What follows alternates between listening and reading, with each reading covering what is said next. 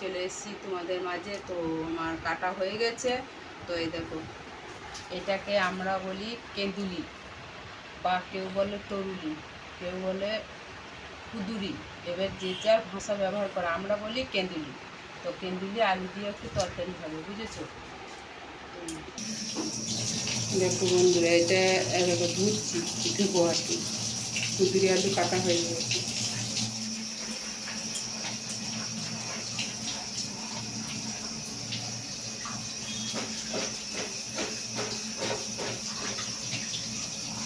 ধোয়া হয়ে গেল। তো চলো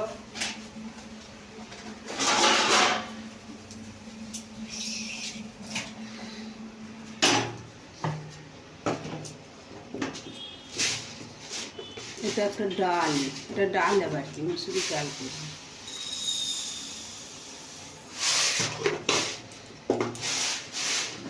এটা ধুতে হবে।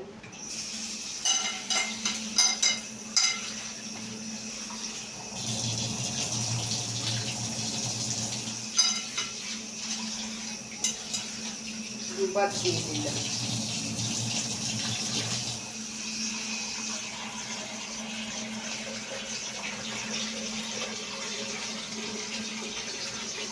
এটা পাতাটা জল তো খাই, আমি এখান থেকে নিয়ে রান্না করি, বুঝেছো বন্ধুরা? এটা তো মনে করো মটরের জল মানে তো পাতা না, এরকম এটা চেটে দিলাম, এটা কেটে মেরে জ্বলতে লাগলো। আর এই যে আমি এক ফোঁটা নুনটা নিচে কেন বলে তো তাড়াতাড়ি সেদ্ধটা হবে। তো ওটা থাকলো। তা এইবার আমি এই রেসিপিটায় এই যে পরিমাণ মতো আমি তেল দিলাম। এই রেসিপিটা একটু শুকনো শুকনো করবো।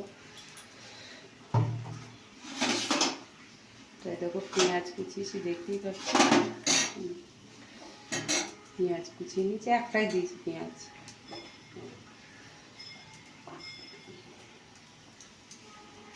পেঁয়াজ কিন্তু আমি একটাই দিয়েছি। যেহেতু তোমরা পেঁয়াজও দিতে পারো, আবার তোমরা পাঁচফোড়নও দিতে পারো। তো আমি এই যে পাঁচফোড়ন দিচ্ছি না, আমি আজকে পেঁয়াজ দিয়ে এই রেসিপিটা বানাচ্ছি। পেঁয়াজটা এবার দিয়ে দিলাম। পেঁয়াজটা একটু ভাজা ভাজা হলে ভালো হয়।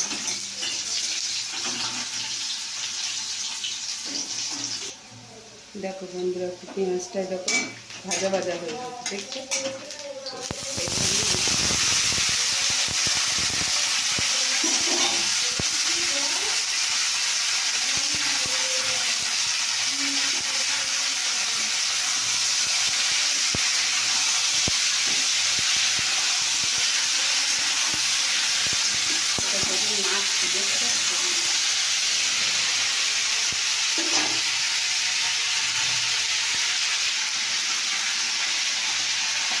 পরিমাণ মতো হলুদ নুন দিচ্ছি আমার পরিমাণ মতো, এবার একটু দিয়ে দিলাম। এটা এখন দিয়ে দিয়ে নাড়াতে হবে।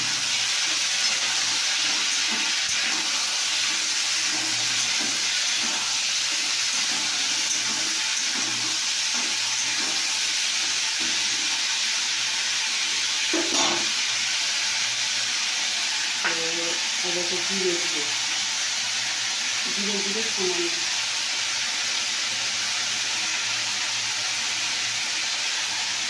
লঙ্কা দিয়ে